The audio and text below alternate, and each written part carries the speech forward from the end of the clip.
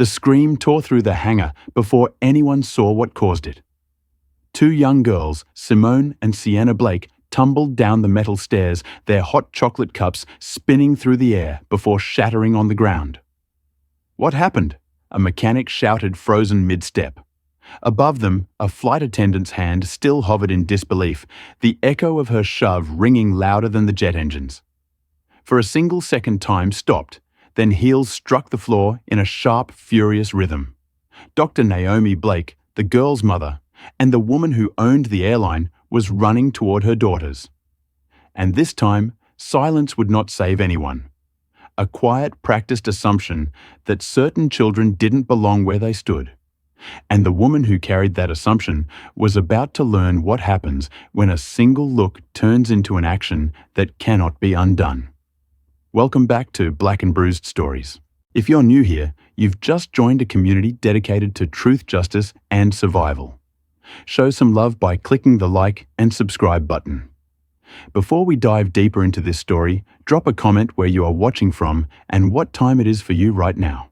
Now, let me take you back to the calm, before the chaos, back to the hour before that sound took away the world's breath. It was a Tuesday morning, clear sky, the kind pilots call perfect weather. Inside the Skyux private hangar, everything gleamed. The jet's polished silver body reflected sunlight like water. And walking across the tarmac was a woman who moved with the precision of someone who built empires out of order. Her name was Dr. Naomi Blake. 45 years old, the quiet owner of Skylux Jets, a woman known for elegance, excellence, and an unshakable calm that had been earned the hard way. People said she never raised her voice. She didn't need to. When Naomi Blake looked at you, you either found your confidence or you found the exit. That morning, she was reviewing flight details with her operations manager. Her mind moved like a checklist. Fuel levels, pressure seals, route clearance. Everything needed to be exact. A few yards away, two girls were laughing. Her daughters, Simone and Sienna, 13-year-old, identical twins. The kind of twins you could tell apart only when you'd earned their trust. They moved together, mirrored in every motion. Same braids, same backpacks, same sparkle that still smelled like childhood. Naomi looked up from her notes. "Go on ahead," she told them, waving a hand. "I'll join you in a minute." They obeyed easily, not because they feared her, but because they admired her. And as they started toward the jet, she added softly, almost as an afterthought, "Remember, girls, the world doesn't always see who you are. Sometimes it only sees what it expects." It was gentle, motherly advice, and yet in a few minutes it would become prophecy. The twins giggled, not catching the weight in her tone. They skipped toward the jet stairs carrying paper cups of hot chocolate. They belonged there, but someone else didn't believe that. At the top of the stairs stood a young flight attendant, Carla Reed, mid-20s, new on this flight, though she'd been working 12-hour days all week. Uniform, perfect smile, thin exhaustion, humming just behind her professional posture. She wasn't cruel. She was tired. Tired of being invisible. Tired of being corrected. Tired of serving people who never remembered her name. And that morning, she told herself she would make sure everything ran her way. No mistakes, no disrespect. Not today. She spotted the twins walking up the metal steps.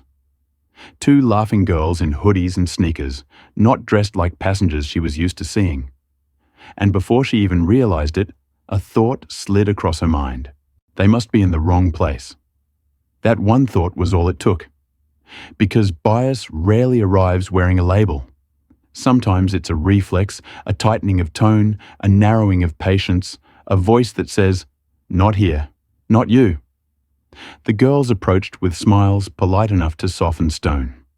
"Hi," Simone began.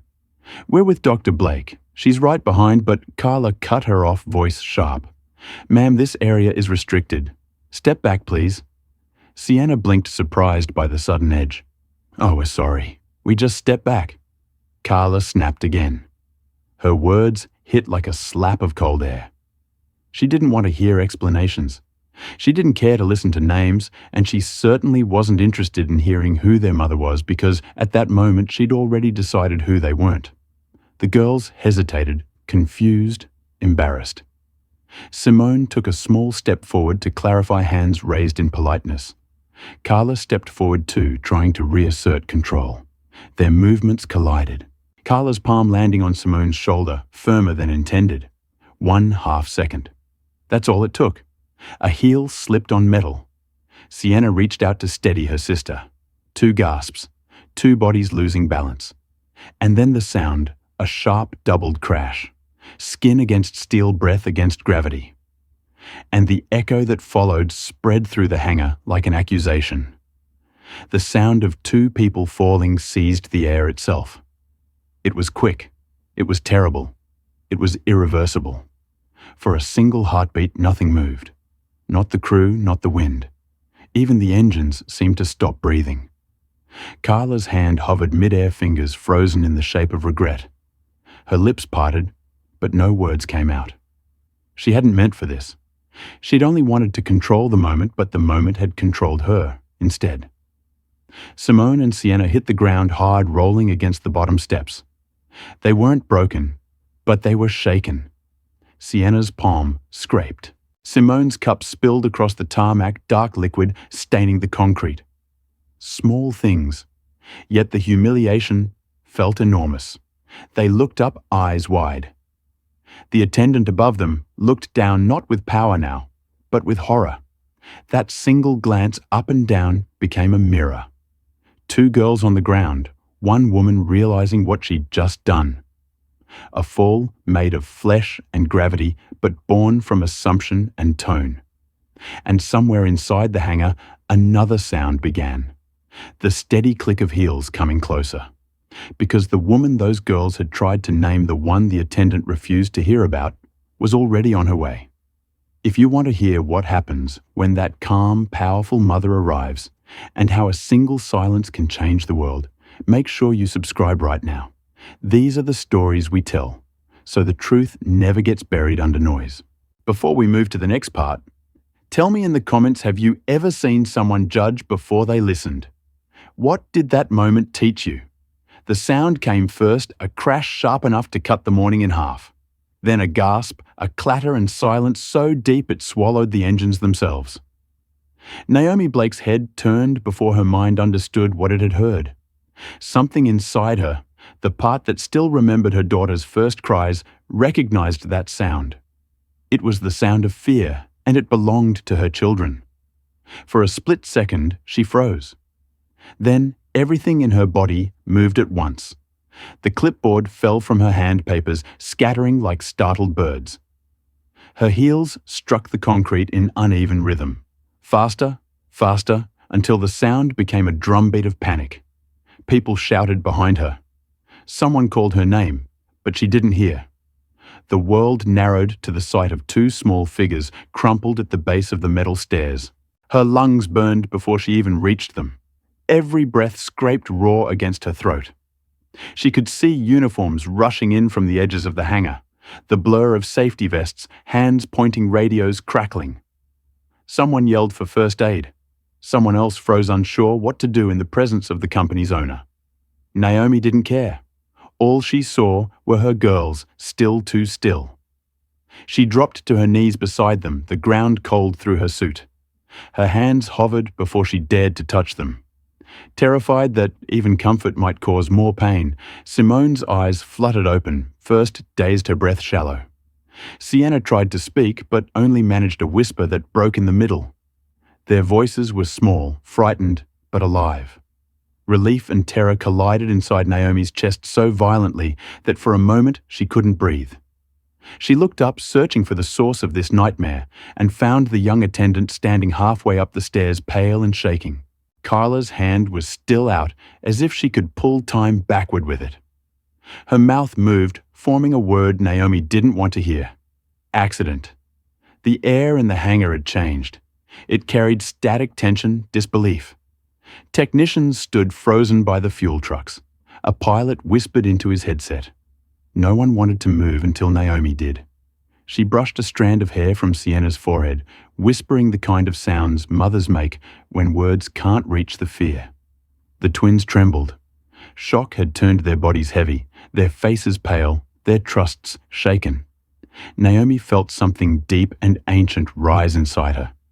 The instinct that protects, that warns, that corrects injustice without waiting for permission.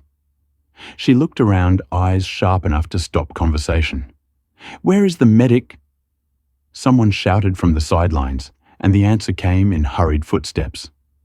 Two responders appeared, kneeling beside the girls, their movements careful, deliberate, respectful. They checked pulses, offered water, and spoke softly. Naomi stayed close, her hand resting on her daughter's shoulders, grounding them, grounding herself. And while the responders worked, the silence around them thickened again, different this time, heavier with realization. Everyone could feel the story that would be told about this moment, the way it would travel beyond these walls. But for Naomi, there was no room for reputation or policy. There were only her children, and the truth that someone had looked at them and not seen them at all.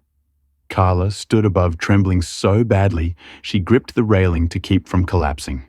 Her mind replayed the second she had dismissed the girls' voices. The gesture she'd made without thinking. The look on Naomi Blake's face now. The look that held no scream, only judgment, quiet enough to echo for years. When Naomi finally spoke, her voice was steady, but it carried a weight that made the air bow. No accusation, no profanity, no volume, just certainty. Her words were measured, each syllable a verdict. She told the responders to continue. She told the crew to pause all preparations, and she told no one to leave. Then she knelt again, whispering to her daughters, promising them that they were safe, that she was there. Her hands stayed on Sienna's chest until she could feel the rhythm of her breathing steady again. The medic handed Naomi a cloth to wipe her hands. She didn't notice that her own skin shook. The fabric came away stray with dust and the faintest trace of blood. It was a small human stain, but it meant everything. Around her, voices began to move again. Someone radioed the control tower. Someone brought water. Someone whispered that Dr. Blake was going to fire the entire crew. Naomi heard none of it. Her world was focused into 3 small circles of existence. Simone, Sienna, and the heartbeat inside her that was trying to steady itself. When she finally rose, she turned slowly, eyes, finding the young attendant who couldn't look away. Carla's uniform was still neat, but the confidence had drained from her completely. She stood there as if waiting for permission to breathe. Naomi didn't speak to her yet. There would be time for that, time for truth, time for consequences. For now, she simply looked at her daughters again, alive, shaken, still clinging to each other, and knew this was the kind of moment that changed the air between people forever. The responders lifted the girls carefully onto portable seats, ready to escort them to the medical room near the hangar office. As they passed, Naomi walked beside them, matching her stride to theirs, her hand never leaving Sienna's. Every eye followed her. The woman who ran this company, who had built it from nothing, was now simply a mother walking with her children out of a storm that never should have happened. Behind them, the hangar remained silent, except for the hum of lights and the echo of what everyone had just witnessed. Carla sank onto the bottom step, the sound of Naomi's heels fading into the distance, like a sentence being written. For the first time since she joined the airline, she wished someone would tell her what to do. No one did. The echo of that fall would live in that building long after the stain was scrubbed away.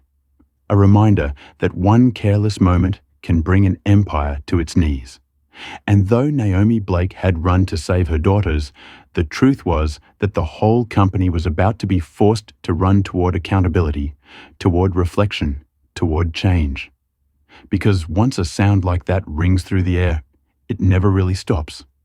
It just keeps echoing, waiting for someone brave enough to listen. But the silence wasn't empty. It was full of consequences, rushing toward them like a gathering storm. In the distance, phones began to buzz.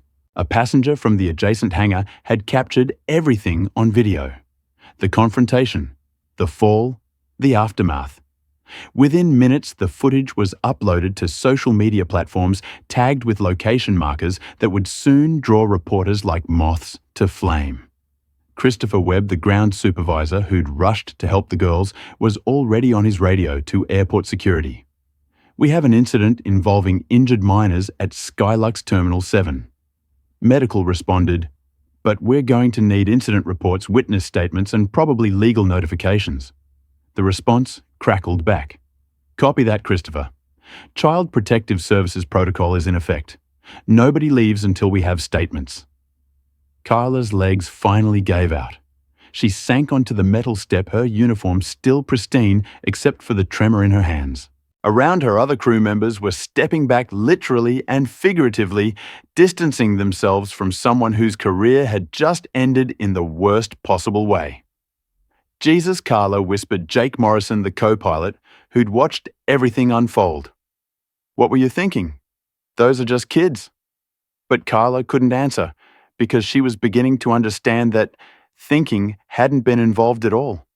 Only assumption, only bias dressed up as authority, only the kind of blindness that turns children into threats simply because they exist in spaces where adults don't expect to see them. The stain on the concrete dark chocolate spreading across grey would be scrubbed away within the hour. But the stain on Carla's conscience would prove much harder to clean. If you believe no parent should ever have to run toward that kind of fear, make sure you subscribe right now. The next act will show what happens when calm authority meets guilt and silence face to face. When everything goes wrong in front of you, what do you notice first? The noise or the silence that follows? Tell me in the comments. The hangar emptied one heartbeat at a time. Engines silenced. Orders faded into whispers. And yet the sound that mattered most still lingered. The sound that had torn through the morning and refused to die. Naomi Blake walked beside her daughters as the medical team guided them to the lounge room behind the glass doors. Each step felt heavier than the last.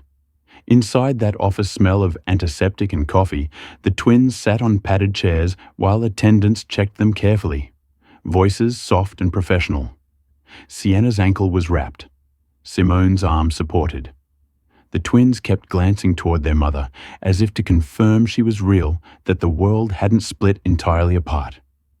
Naomi's face never lost its calm, but her fingers fidgeted against the edge of her jacket, a tremor she wouldn't allow anyone to see. The medic gave her the report. Bruised, shaken, nothing broken. The kind of relief that still hurts. She thanked them, but her voice came from somewhere deep and cold.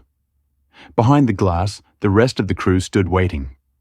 Carla Reed lingered near the stairway, half hidden behind the frame of the jet door. Her reflection shimmered on the surface of the fuselage, a distorted image of neat uniform and pale fear. She couldn't stop looking at it. It was like seeing a stranger wearing her skin. She thought about the shove, about the girl's startled eyes, about the way her hand had acted before her mind caught up. She wanted to believe she hadn't meant it. But another truth whispered louder. She hadn't cared enough to pause. That was its own kind of intent. Naomi stepped out of the lounge a few minutes later. Her daughters were safe for now. That was enough. She stood for a long moment in the center of the hangar, taking in the quiet, the crew, the polished floor where the stain had already been scrubbed. And then she looked up right at the young woman who had changed everything. The moment their eyes met, Carla's breath stopped. She could feel her heartbeat everywhere. Throat, wrists, ears, Naomi's voice didn't need to rise. It carried through the stillness like a verdict. "Do you understand what you did?" Carla wanted to answer, but words tangled in her mouth. Her voice betrayed her. "I didn't. I never meant." Naomi's head tilted slightly, the smallest movement, but it was enough to silence every excuse. "You didn't listen," she said. "You didn't ask who they were. And because you didn't listen, you turned my children into proof of your impatience." The words didn't sound angry. They sounded tired, ancient, factual. Carla looked down at the floor, and in the reflection of her shoes, she saw the small, cracked mirror of spilled liquid still glimmering. Her voice broke. "I'm sorry." Naomi took a slow breath.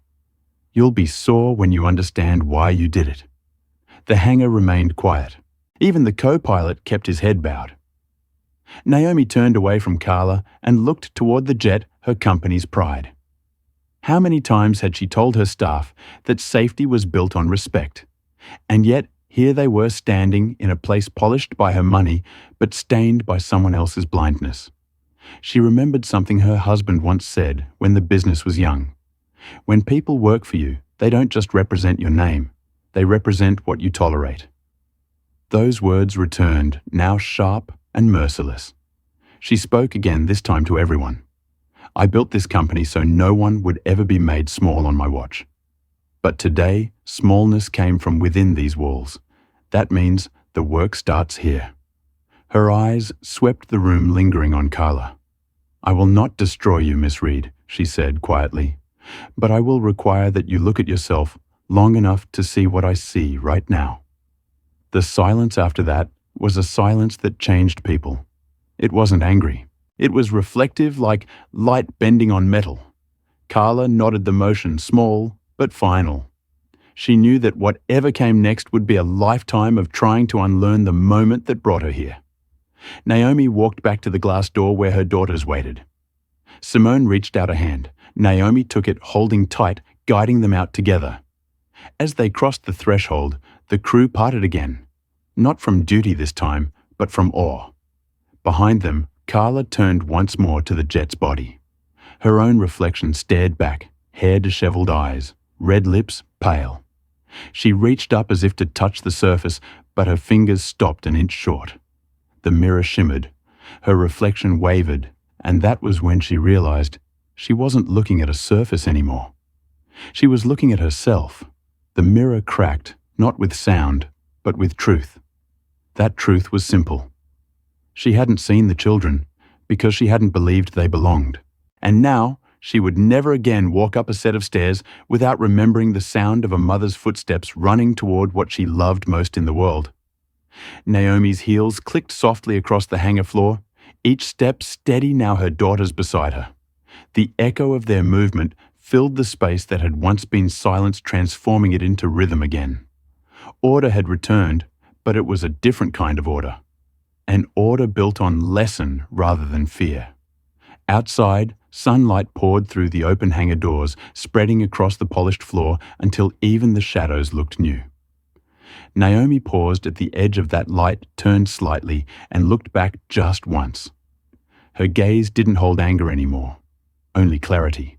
Then she stepped forward, leading her daughters into the morning. Inside, Carla sank onto the bottom step, where it had all begun. She pressed her palms together, the metal cold beneath her, and whispered into the emptiness, I will learn. The words were small, but they were honest. And sometimes honesty is the first sound after the silence of denial. The mirror had cracked, but it hadn't shattered. That meant it could still be mended. But mending would require more than wishful thinking. It would require facing truths that most people spend their entire lives avoiding. 20 minutes after Naomi left with her daughters, Sarah Chin approached Carla with the kind of careful steps people use around broken things. Carla, I need you to come inside. There are some calls you need to be aware of. Inside the operations office, the phone lines were lighting up like a Christmas tree. Every extension buzzed with the sound of crisis. Reporters seeking comment, lawyers asking questions, executives demanding explanations. Channel 5 News wants a statement, Sarah said quietly. TMZ is offering money for interviews, and she hesitated. The FBI has been contacted, Civil Rights Division. Each word hit Carla like a physical blow. FBI, Civil Rights, Federal Investigation. She'd pushed 2 children down some stairs, and now the full weight of the justice system was turning its attention her way. How is this federal? Carla whispered. Sarah's expression was grim but patient. When you assault children because of their race while wearing a uniform, it becomes a civil rights violation. When it happens at an airport, it becomes federal jurisdiction. And when it's caught on video, she gestured toward her computer screen where the footage was already racking up views in the thousands. Carla Sarah continued, her voice gentle but firm. Dr. Blake isn't just any passenger. She has contracts with the federal government. She serves on aviation committees. She has influence in places that matter.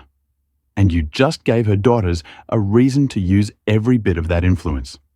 The reality was sinking in now, settling into Carla's bones like winter cold. This wasn't just about losing a job or facing discipline.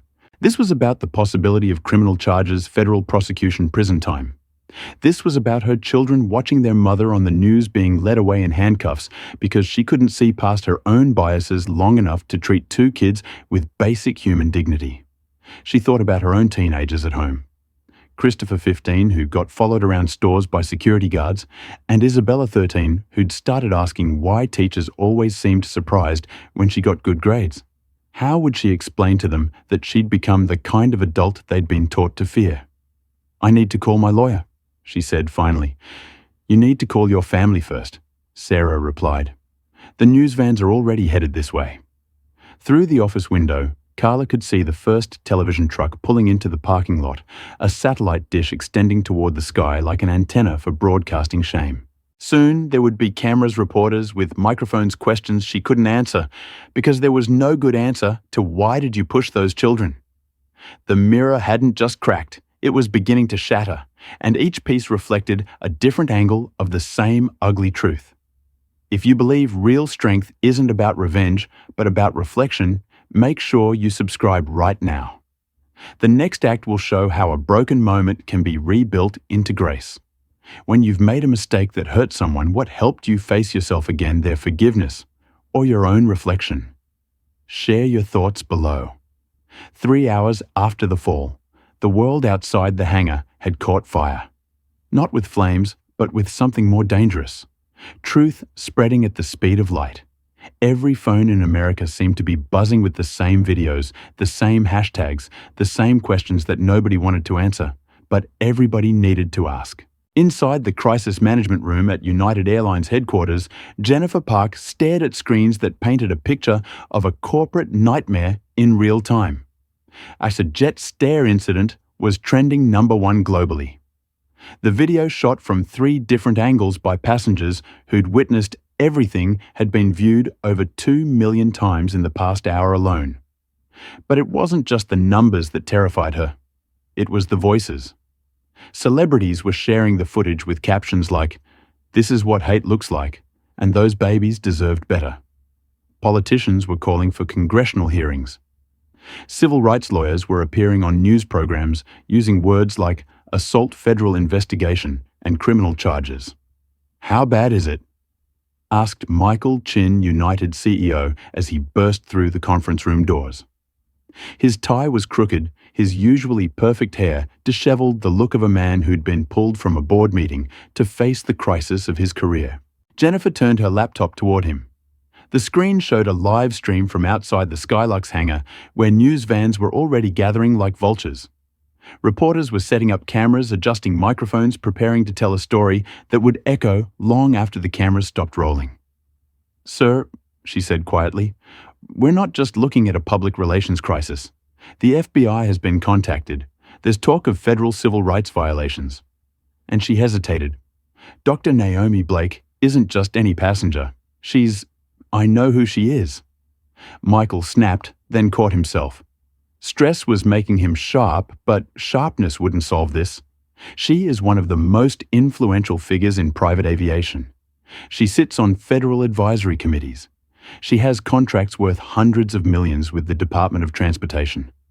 Jennifer nodded grimly. "And our employee just assaulted her children on camera." The words hung in the air like a death sentence. Michael sank into a chair, the weight of corporate destruction settling on his shoulders. In 30 years of business, he'd navigated strikes, crashes, economic downturns, even pandemic shutdowns. But he'd never faced anything like this. The complete moral collapse of everything his company claimed to represent. "What do we know about the employee?" he asked. "Carla Reed. 8 years with the company. Generally good reviews, though there have been some concerns about her interactions with passengers who don't fit typical demographics." Jennifer pulled up Carla's file on her tablet. 3 complaints in the past 2 years, all involving families of color, all dismissed as misunderstandings. Michael's stomach dropped, a pattern that meant this wasn't an isolated incident. It was a symptom of something deeper, something systemic that his company had ignored, until it exploded in the worst possible way. "Jesus," he whispered, "we've been sitting on a bomb." Meanwhile, in a different kind of crisis room, this one inside FBI headquarters in Atlanta, Agent Patricia Williams was reviewing the same footage with a team of federal investigators. The Criminal Civil Rights Division didn't take cases lightly, but when 2 children were assaulted on camera while adults stood by and watched, the law was clear. This meets the threshold for federal prosecution, Agent Williams told her supervisor, Special Agent David Torres.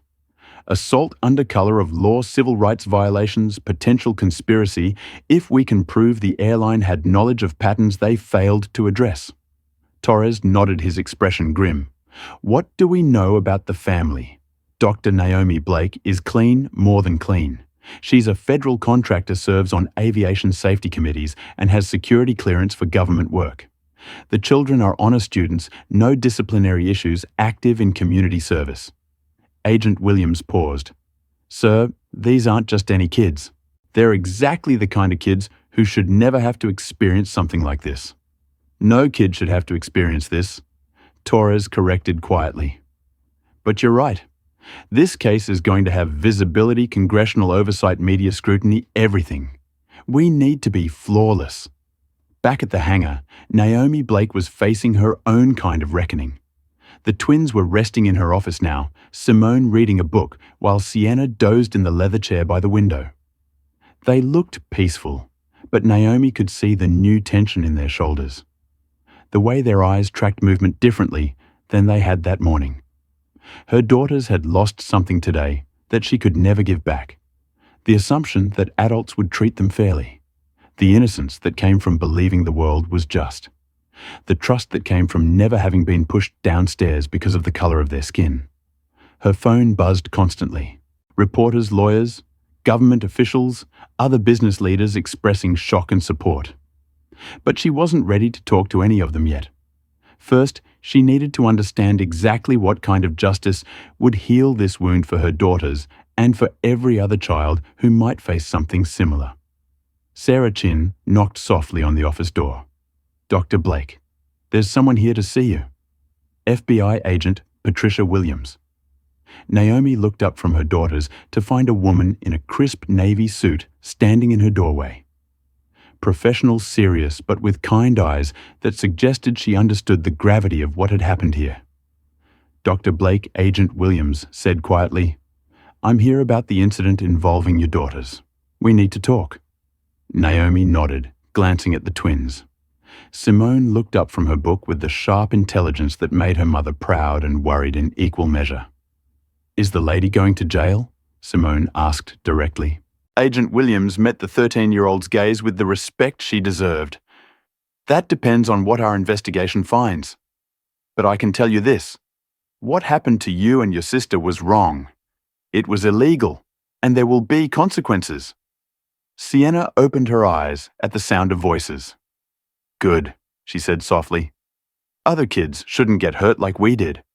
The simple moral clarity in their voices cut through every adult complexity in the room.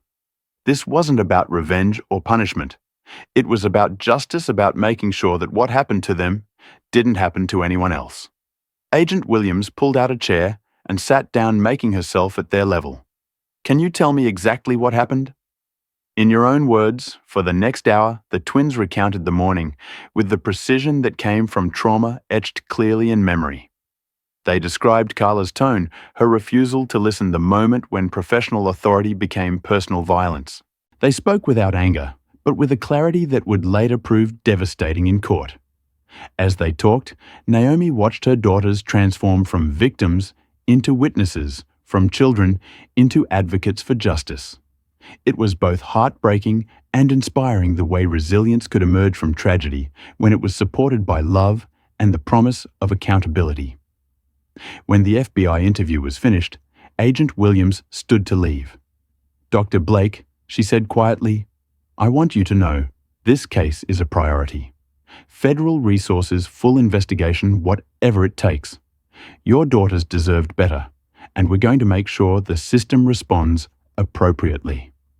after the agent left the twins curled up on either side of their mother on the office couch. They'd been through something terrible, but they weren't broken. They were changed, older in some ways, but still themselves. Mom Sienna said softly, "Are you proud of us?" The question caught Naomi off guard. "Proud of you, baby." "Why would you ask that?" "Because we didn't fight back," Simone explained. "We didn't yell or call her names or anything. We just tried to tell her the truth." Naomi felt tears threatening for the first time that day. Not from sadness, but from overwhelming pride in these two girls who'd faced hatred with dignity and emerged with their hearts intact. "I am so proud of you," she whispered, pulling them closer. "You showed more grace and strength in those moments than most adults show in their entire lives. You are extraordinary." They sat together as the afternoon light slanted through the office windows, casting long shadows across the floor. Outside, the media storm was building. The legal machinery was grinding into motion, and the corporate accountability process was beginning. But inside this quiet moment, there was just a mother and her daughters holding each other after surviving something that should never have happened, preparing to face whatever came next with the same courage they'd shown on a set of aircraft stairs that morning. The reckoning was just beginning, but they would face it together, while the Blake family sat in quiet dignity in Dr. Blake's office. The world outside was exploding with a fury that surprised even seasoned crisis management professionals. In newsrooms across the country, assignment editors were pulling reporters from other stories to cover what was rapidly becoming the defining civil rights moment of the year. The video-cleared, devastating, undeniable had everything that made stories go viral. Innocent children, obvious injustice, dramatic consequences, and a resolution that was still unfolding in real time. At CNN headquarters in Atlanta, anchor Anderson Cooper was reviewing the footage with his production team. "This isn't just a story about one bad employee," he said, his voice carrying the weight of someone who'd covered civil rights stories for decades. "This is about how bias becomes violence when it's wrapped in authority. We're going to live at the top of the hour." The same conversation was happening at MSNBC, Fox News, BBC World Service, and dozens of local stations. By evening, the incident would be leading newscasts around the globe, sparking conversations about American racism in languages the Blake family didn't even speak. But it was social media where the story truly caught fire. Jared Jetster incident had been joined by Justice Forum in Siena, Shush, Aviation Wall Black, and Children Deserve Better. The video was being shared not just by random users, but by verified accounts with millions of followers, celebrities, politicians, civil rights leaders, and ordinary parents who saw their own children in those two girls lying on cold concrete. Oprah Winfrey posted the video with a caption that would be quoted in newspapers for weeks. "These beautiful children were hurt for no reason, except the color of their skin." When we say, "see something, say something," we mean this. When bias becomes violence, silence becomes complicity. LeBron James, Viola Davis, John Legend, and dozens of other celebrities amplified the story to their combined audiences of hundreds of millions. Politicians from both parties issued statements condemning the incident and calling for investigations. Civil rights organizations that usually disagreed on strategy were united in their outrage and demand for accountability. Back at United Airlines headquarters, the crisis management team was discovering that there are some stories too big and too clear for traditional damage control strategies to contain. "The stock is down 12%, reported CFO Patricia Williams, staring at her Bloomberg terminal in disbelief. 12% in 4 hours. I've never seen anything like it. It's not just the stock, added Chief Legal Counsel David Park. We're getting calls from the Justice Department, the Transportation Department, and congressional offices. Everyone wants to know what we're going to do about this." Michael Chen, the CEO who'd started the day worried about quarterly earnings, was now facing questions about whether his company would survive intact. "What are our options legally?" David consulted his notes. "We can try to claim that Carla was acting outside the scope of her employment, but that's going to be tough given that she was in uniform and controlling access to an aircraft. We can argue that she wasn't properly trained, but that opens us up to negligence claims. I don't want legal strategies, Michael interrupted. I want to know how we make this right. Those are kids. Somebody hurt kids while representing our company. How do we fix that? The room fell silent. In 30 years of airline crisis management, they'd dealt with mechanical failures, weather disasters, labor strikes, even terrorism, but they'd never faced the simple moral clarity of watching their employee assault children for no reason except racial bias. Sir Jennifer Park said quietly, I think we need to consider that this might not be fixable. Not in the traditional sense. The video is too clear. The injustice is too obvious, and the family is too sympathetic.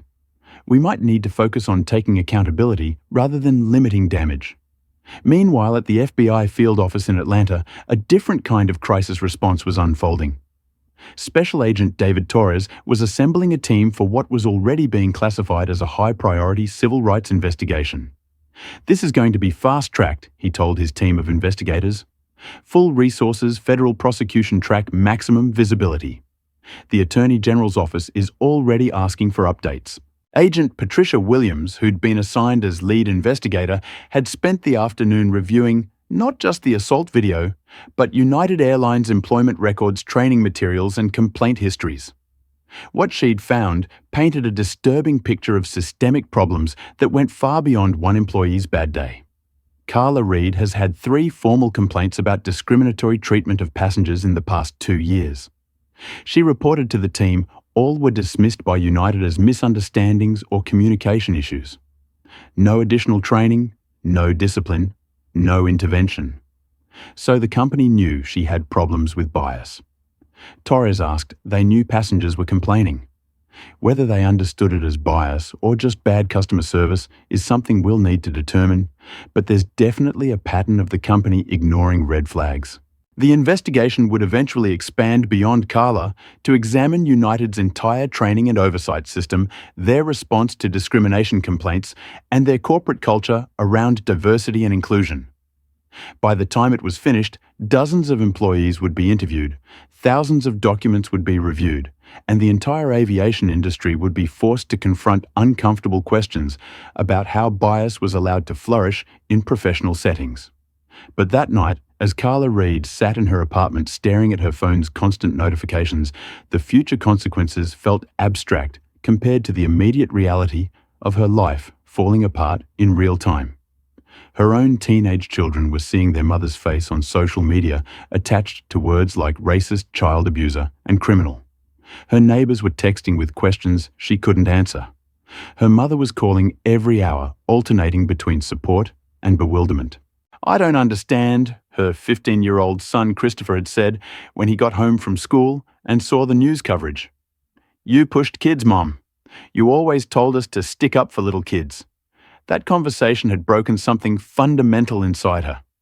Looking into her son's eyes, brown eyes that looked just like Simone and Sienna Blake's, she'd finally understood what she'd really done that morning. She hadn't just pushed 2 children because of their race. She'd become the kind of adult that her own children had been taught to fear and distrust. The reckoning was no longer something happening to other people in other places. It had come home, and it was demanding answers she didn't have, and forgiveness she wasn't sure she deserved. The sound of those children falling was echoing now through her own home, her own family, her own life. And for the first time since that terrible Tuesday morning, Carla Reed began to understand that some actions create consequences that can never be undone. If you believe children deserve justice when adults fail, then hit that subscribe button right now. The next act will show what happens when the full weight of the law meets the simple truth spoken by 13-year-old girls. When you see injustice captured on video, do you think social media makes accountability more likely or just makes punishment more severe? Let me know in the comments, because what happens next will show us how both truth and justice travel in the digital age. 6 months later, the federal courthouse in Atlanta had become the center of a story that stretched far beyond 2 girls and a set of aircraft stairs. The case of United States versus Carla Reed had attracted national attention, not just for what it represented, but for what it demanded a reckoning with how bias turns into violence and how justice can transform tragedy into protection for others. Judge Patricia Morrison called the courtroom to order, her voice carrying the weight of someone who understood that some cases change more than just the people involved. The gallery was packed. Reporters, civil rights advocates, aviation industry, executives, and families who traveled from across the country to witness accountability in action. At the defendant's table, Carla Reed sat with her attorney, looking nothing like the confident flight attendant who'd stood at the top of those stairs 6 months earlier. The intervening time had aged her carved lines of regret and reflection into her face. She'd lost 30 lb. Her hair had started graying at the temples, and her eyes held the hollow look of someone who'd been forced to confront the worst version of themselves. The prosecution's case had been methodical and devastating. Federal prosecutors had presented not just the video evidence of the assault, but a pattern of discriminatory behavior that United Airlines had ignored for years. 3 other families had come forward with similar stories. Black passengers questioned about their right to be in first-class seats. Hispanic children separated from their families for verification of relationships. Asian passengers subjected to additional security screenings without cause. But it was the testimony of Simone and Sienna Blake that had broken the case wide open. The twins, now 14 and more poised than most adults, had taken the witness stand with a dignity that silenced even the most hardened observers. They'd recounted their experience without anger or embellishment, their voices clear and strong as they described exactly what had happened and how it had changed them. She didn't push us because she was mean. Sienna had testified her words, carrying a wisdom that shouldn't exist in someone so young. She pushed us because she looked at us and didn't see kids who belong there. She saw problems to be solved. Simone had added her own devastating clarity. We told her the truth about who we were, and she decided we were lying because of how we looked. That's not just wrong. It's dangerous for every kid who doesn't look like what adults expect. Their testimony had lasted 2 hours, but the impact had been immediate and lasting. Grown adults wept openly in the courtroom. Journalists struggled to maintain professional composure, and Carla Reed had buried her face in her hands, her shoulders shaking with the weight of understanding what her assumptions had caused. The defense had tried to argue that Carla's actions were the result of stress-poor training and institutional failures rather than personal malice. Her attorney painted her as a victim of systemic problems, a working mother who'd made a terrible mistake under pressure. But the prosecution's response had been swift and unforgiving. Assistant U.S. Attorney Christopher Johnson had stood before the jury and delivered a closing argument that would be quoted in law schools for years to come. Ladies and gentlemen, he'd said, the defendant wants you to believe that bias is just a mistake, that assumptions are just misunderstandings, that violence is just an accident. But those children lying on cold concrete tell a different story. They tell us that bias becomes assault when we stop listening. They tell us that assumptions become violence when we refuse to see the humanity in people who don't look like us.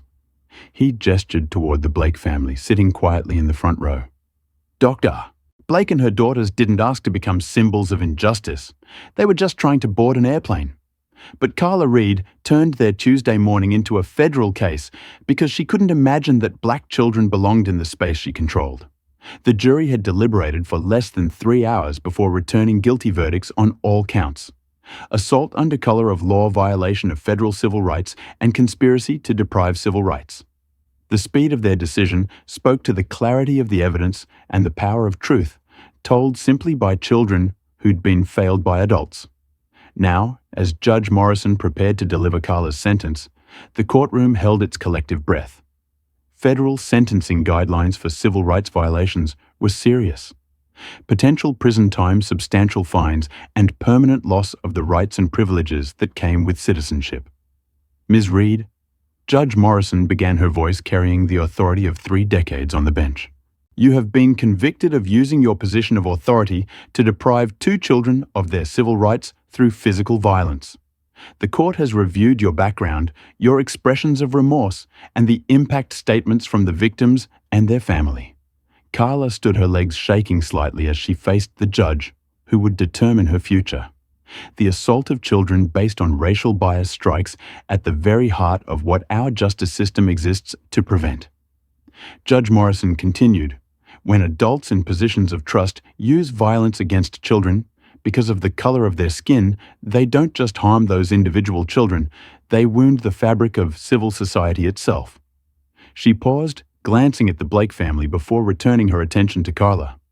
However, the court also notes that justice must be both punitive and restorative. The goal is not merely to punish wrongdoing, but to prevent future harm and to heal the damage that has been done. Judge Morrison announced Carla's sentence 18 months in federal prison, followed by 2 years of supervised release, 500 hours of community service, working with civil rights organizations, and permanent prohibition from employment in transportation industries. But it was the judge's final words that would echo long after the courtroom emptied. "Ms. Reed, you will serve this sentence not just as punishment for what you did, but as a message to every person in a position of authority over others. Children, all children deserve to be seen, heard, and treated with dignity. When you failed to see the humanity in Simone and Sienna Blake, you failed at the most basic requirement of adult responsibility." As Carla was led away in handcuffs, her shoulders shaking with sobs, the Blake family remained composed in their front row seats. Dr. Naomi Blake had her arms around her daughters, but her face showed no satisfaction in watching someone else's destruction. Only the quiet relief of justice served. Outside the courthouse, the media scrum was intense but respectful. Reporters had covered this case for months, and they understood they were witnessing something larger than a single criminal trial. Dr. Blake stepped up to the cluster of microphones with the same poise she'd shown that morning in the hangar. "Today's verdict sends a clear message," she said, her voice carrying across the courthouse steps. "Adults who use their authority to harm children based on racial bias will face serious consequences. But more importantly, it tells every child watching that their dignity matters, their voices will be heard, and their rights will be protected." Simone and Sienna flanked their mother, no longer the shaken 13-year-olds who'd fallen down aircraft stairs, but confident young women who'd helped transform personal trauma into societal progress.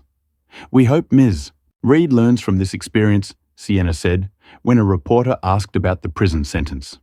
"We hope she uses her time to understand why what she did was wrong, and we hope she finds a way to make sure other kids never go through what we went through."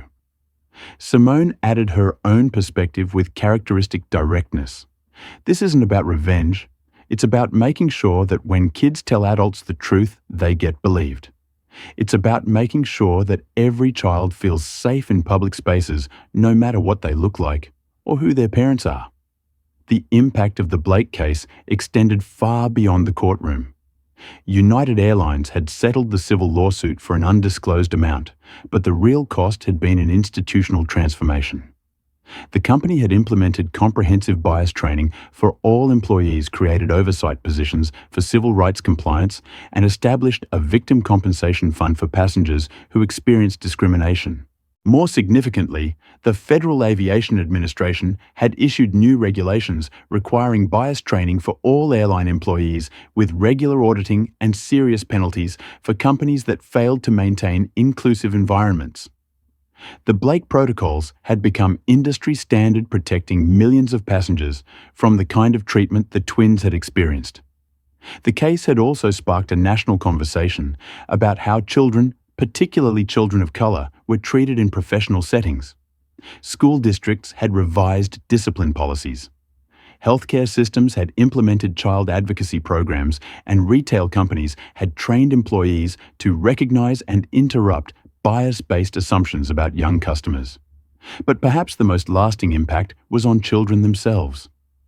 Across the country, young people had watched Simone and Sienna Blake stand up for themselves with dignity and courage, and they'd found their own voices to challenge unfair treatment.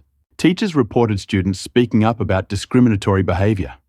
Child advocacy organizations saw increased reporting of bias incidents. The message that children's voices mattered and deserved respect had resonated far beyond aviation settings. As the Blake family left the courthouse that day, they walked past a small group of children and parents who traveled to witness the verdict. The kids held signs with messages like, "Thank you for being brave," and "You made us all safer." One little girl, no more than 8 years old, approached Simone and Sienna with wide eyes and a shy smile. "Are you the girl who made the mean lady go to jail?" she asked. Sienna knelt down to the child's level. "We're the girls who told the truth when an adult treated us badly," she said gently. "And because we told the truth, other kids are safer now." The little girl nodded seriously.